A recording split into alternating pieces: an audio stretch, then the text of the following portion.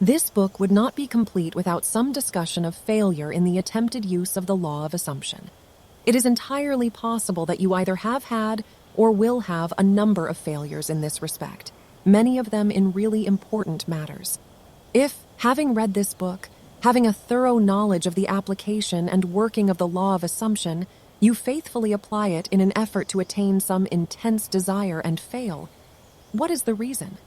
If, to the question, did you persist enough, you can answer yes, and still the attainment of your desire was not realized, what is the reason for failure?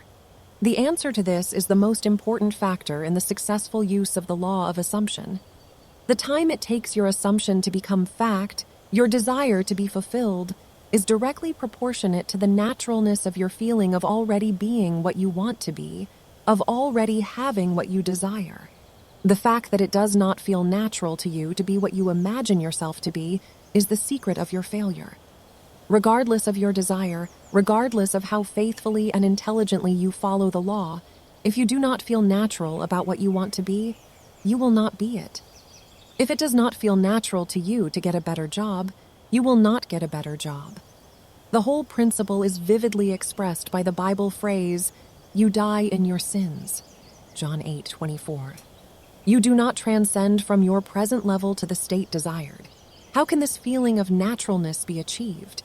The secret lies in one word: imagination. For example, this is a very simple illustration.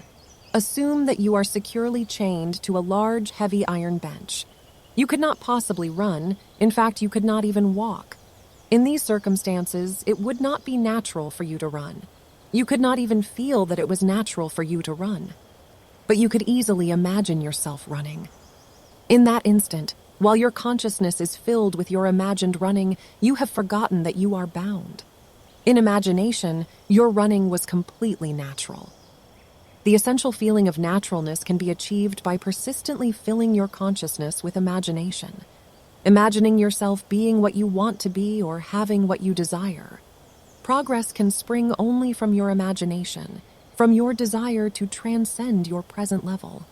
What you truly and literally must feel is that with your imagination, all things are possible. You must realize that changes are not caused by caprice, but by a change of consciousness. You may fail to achieve or sustain the particular state of consciousness necessary to produce the effect you desire. But once you know that consciousness is the only reality and is the sole creator of your particular world, and have burnt this truth into your whole being, then you know that success or failure is entirely in your own hands. Whether or not you are disciplined enough to sustain the required state of consciousness in specific instances has no bearing on the truth of the law itself, that an assumption, if persisted in, will harden into fact. The certainty of the truth of this law must remain despite great disappointment and tragedy, even when you see the light of life go out and all the world go on as though it were still day. You must not believe that because your assumption failed to materialize, the truth that assumptions do materialize is a lie. If your assumptions are not fulfilled, it is because of some error or weakness in your consciousness. However, these errors and weaknesses can be overcome. Therefore, press on to the attainment of ever higher levels by feeling that you already are the person you want to be. And remember that the time it takes your assumption to become reality is proportionate to the naturalness of being it. Man surrounds himself with the true image of himself. Every spirit builds itself a house, and beyond its house a world, and beyond its world a heaven. Know then that the world exists for you. For you the phenomenon is perfect. What we are, that only can we see. All that Adam had, all that Caesar could, you have and can do. Adam called his house heaven and earth. Caesar called his house Rome. You perhaps call yours a cobbler's trade, 100 acres of land, or a scholar's garret. Yet line for line and point for point, your dominion is as great as theirs, though without fine name.